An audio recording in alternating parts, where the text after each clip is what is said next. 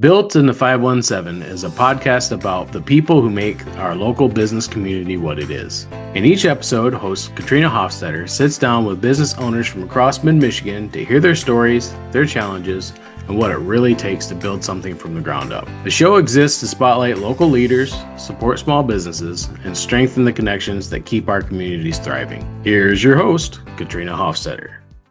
Welcome. I'm your host, Katrina Hofstetter. This is Built in the 517, the podcast that brings stories that inspire you, encourage you, and introduce you to your next favorite local business. My guest today is Kjersti Vandesande, owner of True North Wellness, Michigan. Thanks for joining me today. It's so great to be on. Thanks for having me. Yeah. You started your business in 2023, right? And you were in Haslett. What would you say was your motivation for wanting to offer these, what I think are pretty unique healing services? Yeah, so going through my own journey, I didn't really feel prepared for Okay. adulthood. I was pretty smart and I knew I wanted to do something like my grandma, who had been a nurse, but that I didn't want to directly deal with blood and the other fluids that come along with nursing. So Yeah. I ended up in the physical therapy field. Okay. And I did that for 10 years. So while I was there, 5 years, I worked for surgeons, and they sent me to learn a bunch of different really cool things to do manual therapy and hands on healing modalities Okay. at their practice. So that was kind of where it all started. That was where college for physical therapy was where I fell in love with yoga. It was like all the kinesiology and all the Yeah. things I was learning. It was like turning on inside my body. I had really good instructors, and it just kept me curious. I've been really curious about how the body works, how the mind works, how it all works together. Yeah. Okay. Now you have more services than I realized. So I think initially I was like, it's massage and wellness. That's kind of what I had taken away from um, just the when I first got to know you. But then deep diving to learn more about True North and everything that you're offering, you do more than massage. But let's start with that. And I guess one question I would have is there's, massage services all over the place. It's kind of like realtors. They're everywhere. But you are pretty unique. And I would like to hear from your perspective. What do you feel really sets you apart from other massage therapists and wellness people in the area? Yeah. So I love this question because you might ask this later, but my goal is to really teach and empower and help shape this field, to Okay. create high quality therapists, massage therapists, body workers. And I think that osteopathic body work that I learned while I was working for surgeons, it was something they sent me to get trained in so I could use it pre and post surgery. Okay. People are so swollen or so tender, and that was really the first style of body work that I had experience with and training in, and it couldn't have been more perfect. It's really about precision and knowing your anatomy. I think Mhm. that's a big key to it. The massage therapy field is definitely fighting for more validity in the medical field because of the results that can be achieved through massage and body work. To come back to that question, it's the osteopathy. That Okay. style to me, it just really, to break it down and water it down for people who don't know what osteopathic work is it's working with your body versus working against it. Okay. So there's a lot of styles where they try to force or they try to pull Mhm. apart, and Yeah. we call that traction a lot of the times, that or distraction, pulling Mhm. apart forces. And they have a place for sure. They can be helpful, but the opposite, the bringing together and the not fighting, actually Mhm. lets your nervous system go, ah. And then the muscles and the fascia and the joints and everything else follows that kind of relief. And then you can Okay. work deeper. Then you can go into other styles. But that's the one I like to start with because it really helps give the body that space to kind of breathe and start Right. letting it go.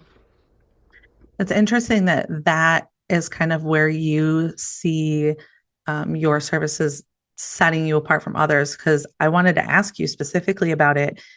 The reason being, when I was looking through your website and looking specifically at that type of body work, there was a reference to, I don't know exactly how it was worded, but something with, hormones. And Mm. as a woman of a certain age that I will not say, hormone regulation is something that I have to be thinking about. And I'm curious, how does this style of body work help with that? How do they interplay? There's your central nervous system, and it has a part of that is called your autonomic nervous system, and that Okay. regulates 80% of your body functions from things like respiration, heart rate, hormone, digestion, peristalsis, which is Mm. the moving the things through the colon. So the autonomic nervous system is really broken down then into two more familiar nervous system pathways and states of mind.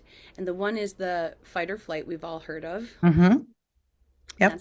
That's your sympathetic, and I think of it like a gas pedal, or like the sun rising. It's time to get up. It's time to do Mm-hmm. stuff. And it's been villainized really Yeah. because so many of us are stuck in fight or flight, Yep. or are just pushing so hard in this productive culture. You know what we focus on and what it's like as a working Yeah. mom. Yep. So it gets villainized, but really it's the motivating state to get up and do Mm-hmm. stuff, and it's nothing wrong with it. It's just it has to be balanced by the other state, which is your Yep. parasympathetic, and that's the rest, digest, repair. And so these little moves done in this advanced osteopathic style and in other osteopathic styles that I use, what they do is they actually generate a piezoelectric, which is, yep, which stimulates. I know. So Never heard of imagine it. that you use piezoelectricity every day. If you have a watch, if you have a lighter, it's real simple. It's mechanical force or vibrations, like from sound, Mm-hmm. that when applied to certain organic materials, like quartz and porcelain, you'll see a lot. Okay. Um, but also your skin, your Mm-hmm. fascia, your bones, and your DNA are all also capable of piezoelectric effects, Okay. which is when the mechanical pressure from healing touch modalities generates an electrical response through the tissues that stimulates healing and that Okay. recalibration of not being stuck in one or Mm-hmm. the other. Okay. I might need to schedule some of that. It's my favorite. It's so simple. It's not big and showy. It's Yeah. just coming back and slowing down. Okay. Yeah. Is Helping. is it is it kind of similar to different types of osteopathic manipulation? I mean, my boys had to do that when they were little because they had, I don't know, their neck was stuck when they were a baby or something like that. Is it the same kind of idea where you're just very intentional about this movement that you're doing and you're waiting for a release or something like that? Is it similar to that? Yes. Okay. Yeah. I am not trained in osteopathic manipulative medicine. I am not a doctor by any means. Right. I've just spent about the last 14 years, 14, 15 years touching bodies. Gotcha. Okay. So, One of the other things that you talk about on your website is vagus nerve rebalancing. And I really want to talk about this. We talked about this a little bit before we started recording, but I use a vagus nerve stimulator. It's looks like this, oh, and it's new. I've only had it for, I want to say, a couple of months. mhm, And another one of my providers recommended it really for stress management, some of that fight or flight that was negatively impacting me, and then some headaches that I think were really coming from the stress. mhm. And so I'm really curious what the body work looks like that you do that's related to the vagus nerve and how that helps balance all of that. Can you share about that and kind of Yeah, go into some of those details? happy to. So, something you can do right here, right now together is take your right hand to the back of your skull, right where it meets the Should I neck. go under my hair? You can if you Uh-uh. want. You just cupping the back, and then your left hand goes right over the forehead. Are you going to do a joke on me at some point? Nope, Okay. nope, this is it. And this is all I'm going to do. Yep. And Okay. you just breathe. And when you're breathing, try not to suck the air through your nostrils like a straw. Try to really relax. Okay. Relax the face, relax the throat, and let it be your ribs and your diaphragm that draw breath in and let breath go. This is probably even better to do laying down. So if anybody watching this episode is going to do it at home, I highly recommend it laying down. Okay. Shoulder range of motion issues, maybe not this one today. Right. So is the vagus nerve back here? Yes, so the cranial Okay. nerves come out the back of the skull where it Okay. meets the spine. The vagus nerve is the longest cranial nerve, and it actually extends around the ears, down the throat, keeps going down around the heart, and then goes into areas of the stomach, Okay. um, and stimulating the stomach and certain parts of Hmm. digestion. And the coolest thing about the vagus nerve is that it actually developed so that we could, as a species, navigate from being people who, hunted, gathered, and really hoarded food, and Hmm. like it was all about, I need to eat, right? Yeah. To community settings where it was, have some of my food, let's break bread together. Oh, Like that is a consequence of our vagus nerve being developed. So huh. a sign that your vagus nerve might need some love is when you don't want to share food. I love that. Little scared to be monitoring that into the future. Um, so I'm also curious, knowing that it's there. I've had massages before and chiropractic work where the person providing the service would like hold the base of my skull with their fingertips in that area. Is that possibly because they're trying to relieve pressure on that nerve? Yeah. Yeah. Okay. One of the many benefits. Yep. Okay. It feels so good too. Yeah. So, okay. Yeah. My vagus nerve is not happy. And with everything we do, like there tends to be this elongation of the front of our neck. Mm-hmm. Like when we get stuck in the computer and our head starts to go forward Yeah. from our shoulders, as soon as our head starts to go forward from our heart and our shoulders. So imagine balancing your head right over top of your heart right now, Mm-hmm. right? Feel how your shoulders went back a little bit, the chest Yeah. opened up. So that forward head and that strain, it shortens everything in front here, which makes Okay. everything in the back elongate. So yes, it's tight, but it's lengthened tight. And Okay. it's like holding on for dear life. Like Oh. the weight of the head over top of the heart is maybe 10 to 12 pounds. Right. There's a mathematic equation for once it goes past its base of support and it goes forward, it can weigh up to 60 pounds. And those little neck muscles they're never Yeah. going to be designed to hold that. So one Yeah. simple thing you can do to help everything is to bring the head back. Okay. Now I feel like I'm gonna have to do this for the rest of the podcast. I'm gonna have I'll to be be, watching. No, I'm thank kidding. you.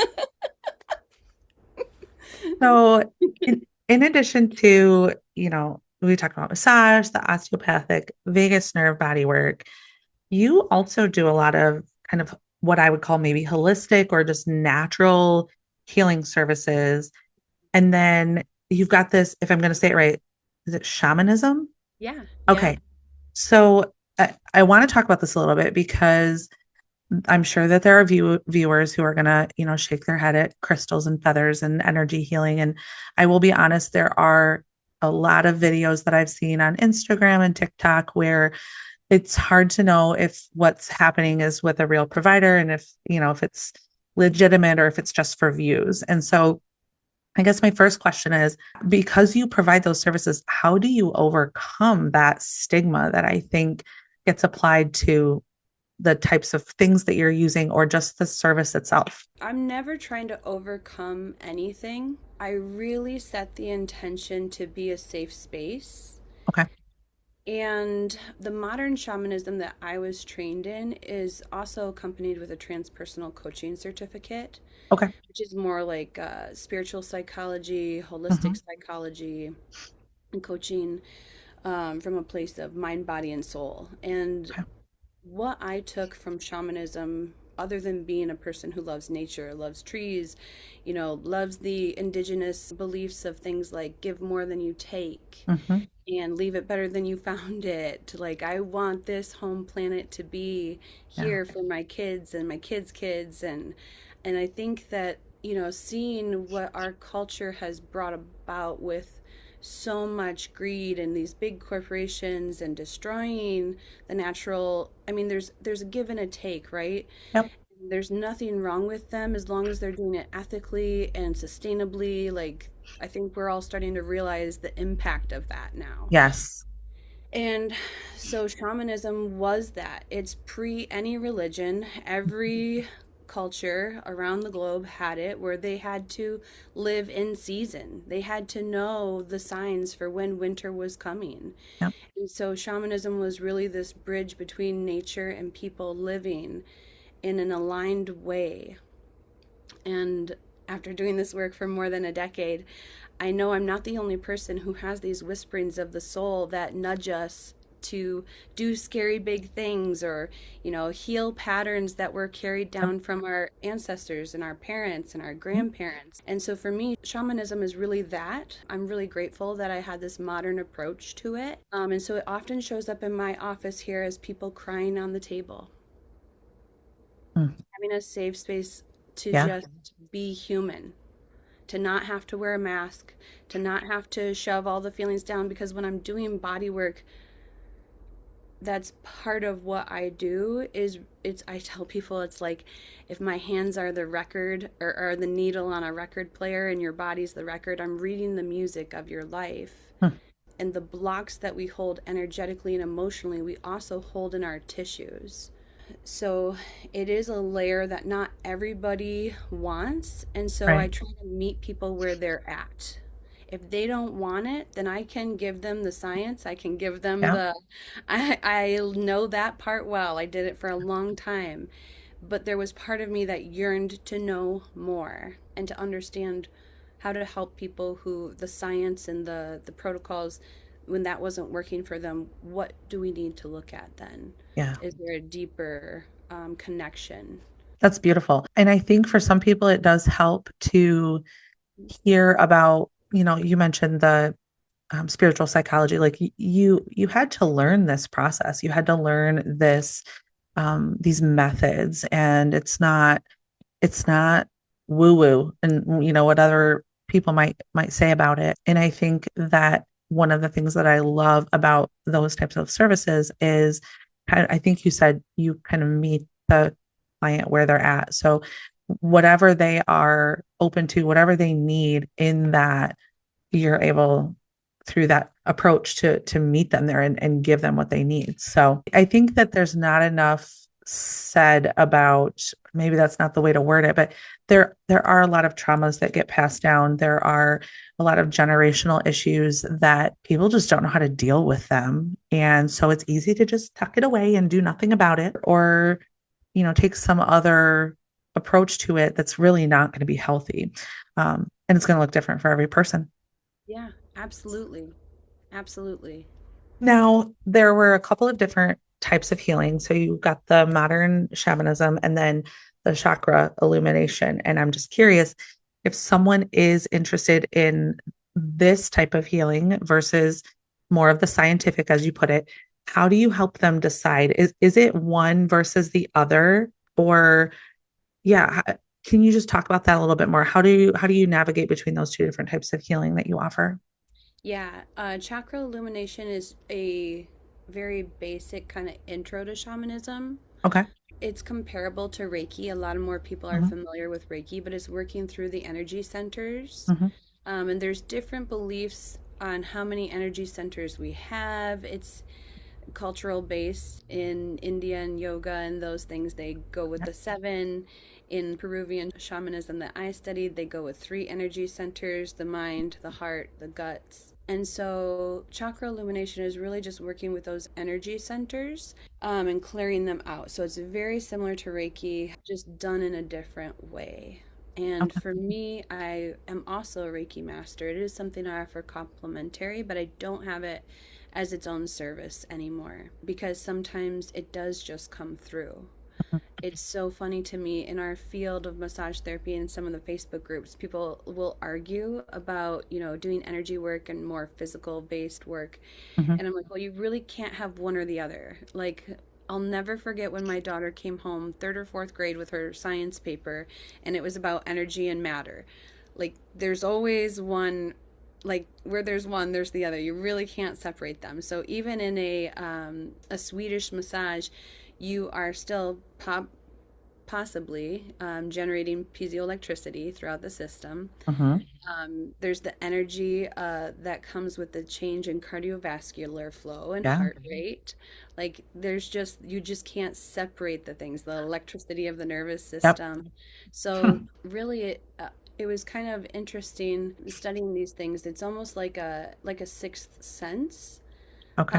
that I'm tapping into. And I try never to ever like slime people and like tell them things. I more ask questions because what they're feeling and what is happening for them in their experience Mhm. is more important than me thinking I know everything. So I'm more of an observer and a guide. It's really empowering for the client to not have someone, because in our medical field, it's all, you know, there's a lot of the, what is they call it, the God complex, right? Yeah.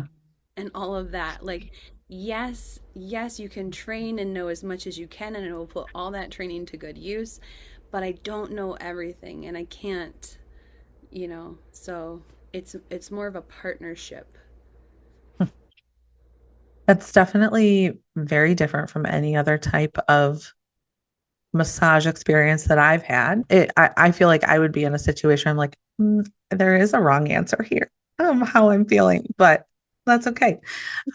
It sounds very I don't know. I feel like customizable is not a deep enough word for the services that you offer, and it also sounds like things probably do overlap. Like you said that the Reiki is something that kind of comes up with other services, or you offer it complementary with other services, but I can imagine that you're probably applying certain things that you utilize in the shamanism when you're just doing other types of body work, because you are looking at the whole picture.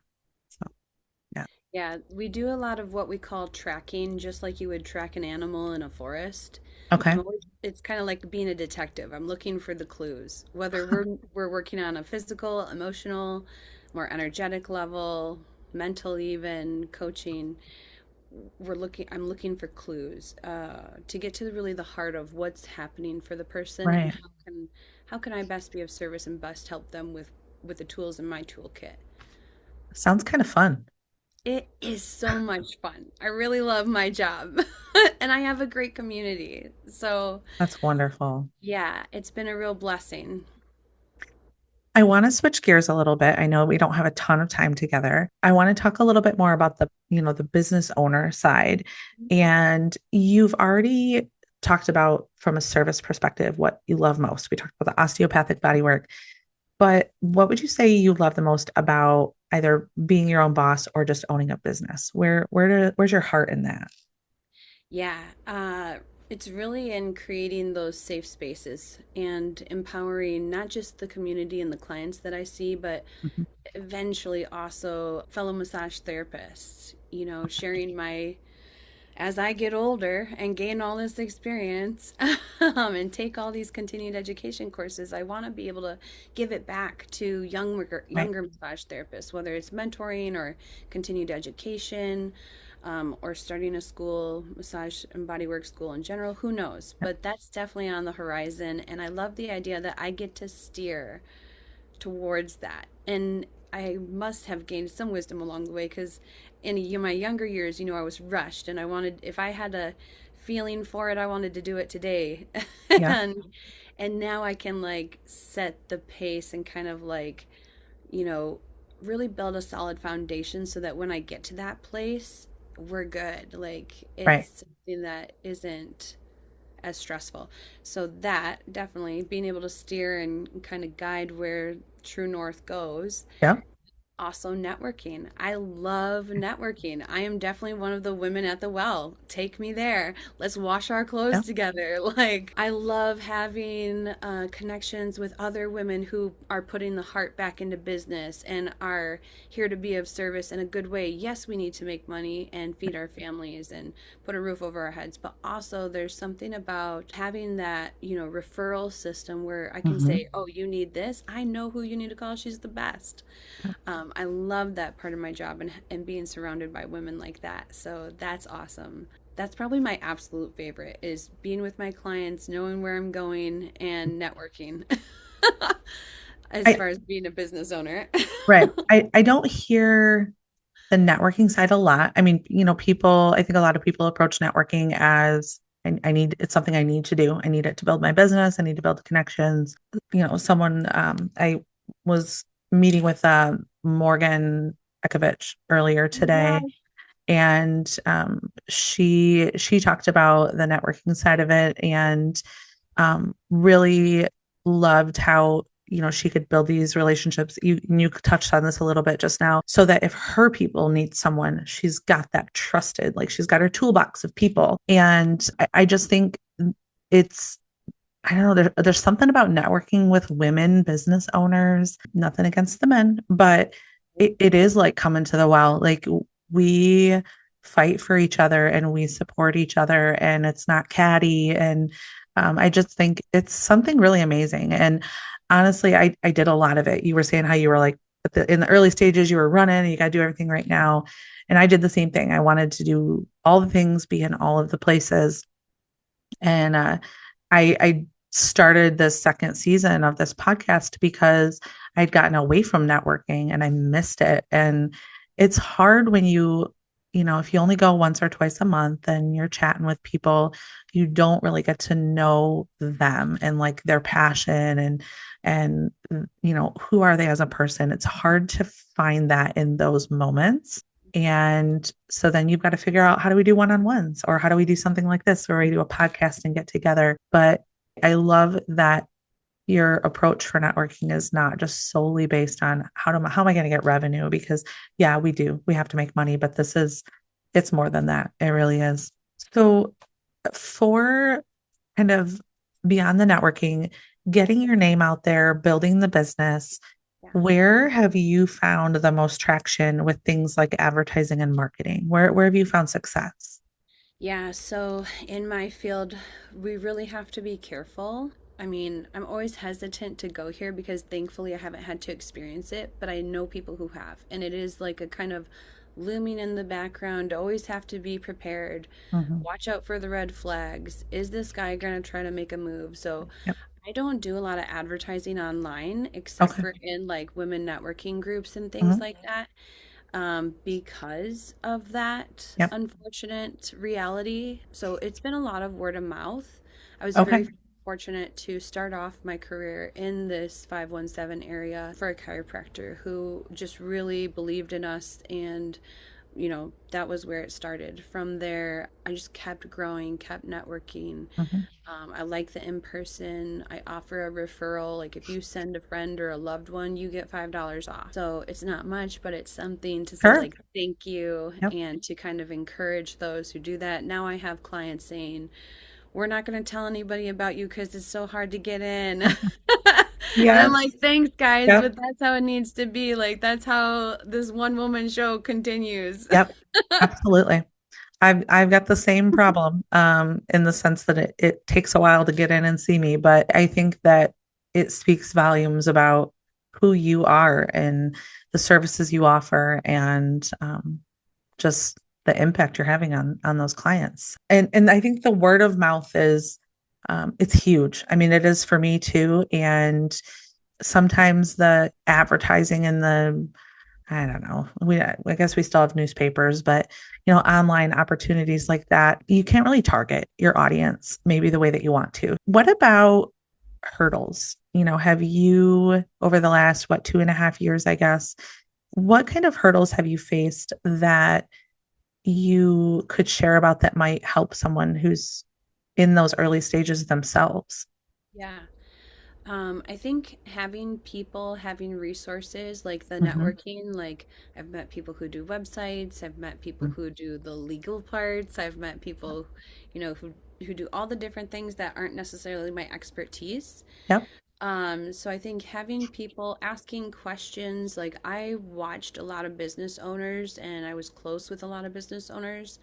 So I had access to ask questions from people who Right. had already done it. So I think being brave enough to, not know it all, to take that chance to ask questions, to build those relationships with people that you can trust, who are doing well in their field, and can give that good Yeah. advice. I'll say that is definitely a big one because it is scary and there's a lot to navigate, and I'm not like I can touch a body and I can sit with a human and like all those things. That is Yeah. what I do really well. Yep. Now, the technological side, like the techie side of things, I'm a little slow and I'm okay with that because I can muddle through. But Hmm. again, it's usually me phoning a friend, somebody Yep. who knows what they're doing or, just has a niche for navigating that. Yeah. So, yeah, I It think, takes a village for sure. yeah, And I think we do muddle through when we don't know where to start. But yeah, I love that, making a connection and building that village from the beginning. So you're not scrambling when you do run into something like technology that you just don't know how to tackle. And I think it kind of, to come full circle with that, those networking groups are where you're going to find that village for the most part. I mean, you're not going to have everyone there, but that's a really good start. agreed. Um, are there any events coming up that you want to share about? Yeah, actually, I've been doing yoga the first Saturday of the month at a friend's business. She has a Okay. space on Washington and Saginaw Okay. called Crown and Stone. And the Mm. first Saturday of every month, I do a soul flow yoga. It is limited to 8 people, so it's small group. Let's see, and so that'll be that first Saturday in February coming up. There's also a Awaken vendor event in Cadillac at the Cadillac Room. That's going Okay. to be February 28th. And I can send you all these details Yeah, too. that'd be great. That's in Rio Town, right? The Cadillac Room. Yeah, Okay. yep, yep. So a bunch of just really healthy living type Mhm. vendors, lots of fun. Okay. Um, Lots of friends are going to be there. If you can find me, if I'm not chatting with one of them and getting my own things done, I'll be there. Okay. Let's see. And March, my friend Sarah at Crown and Stone, she's Mhm. also a chef. Her food is Wow. exquisite. Okay. Oh, she's so yummy. So she and I are teaming up with another one of my friends who goes to Costa Rica every year and brings back cacao. And they Okay. go, her and her family go and they work with a family that's holistically farmed the cacao down there for Wow. like 70 plus years, 3 generations. No machine ever touches it, Oh and my it's sun goodness. dried. It's just, and yeah, they're gonna start retreats soon. It's just heaven. So, Hmm. Okay. yep. So her cacao, and she was a Napa Valley chef. I just love surrounding myself with chefs so that I can get all the tasty food. I'm gonna be real honest. Okay. Before we close out, do you have any promotions or anything that you want to offer for the viewers? Yeah, anyone viewing the Built in the 517, if you book a session and you put in the notes, Built 517, you'll get $5 off. Awesome. Thank you for doing that. Yeah, Thank you again for joining me. This has been enlightening and just refreshing and lovely. So thank you. absolutely. Thanks for having me. You're welcome. If you're watching and you would like to be a guest, or if you'd like to nominate another business, you can email Beth at cornerstonelegalpllc.com. Thanks for watching. Thanks for joining us for this episode of Built in the 517. Please subscribe to our YouTube channel today and support local businesses in the 517 and hear more inspiring stories.